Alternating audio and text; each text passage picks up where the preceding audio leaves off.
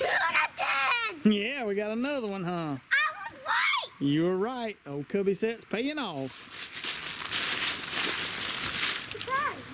I got a dog proof back here on this tree, but the ground is so soft that it got pulled out. I'm sure he came and fished it out, stole the bait, and then kept on moving. So that's a good thing about the cotton bears. He couldn't steal the bait out of there. That was a perfect behind the head catch too.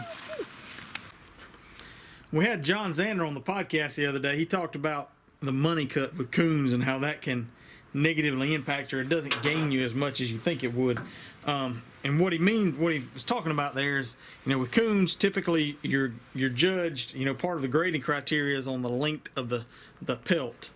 And so one thing you can do is, instead of cutting, kind of right down the hind leg, what on most critters, would be the kind of the color line difference between their back fur and their belly fur.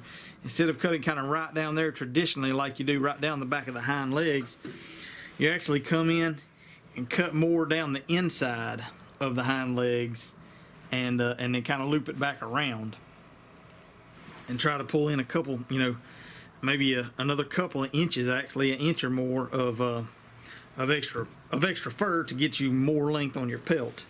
But like he said, it's not, there's definitely a difference. There's a difference in the fur from this fur that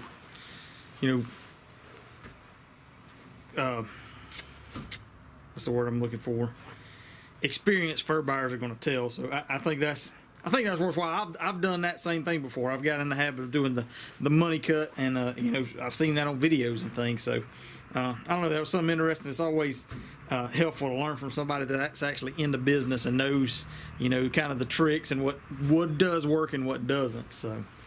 Trapline been a little bit slow. We've keeping a catch a day, which isn't bad, but like to pick it up some. Hopefully, maybe set some new ground this weekend. We got some rain coming in tonight, so we'll see what happens.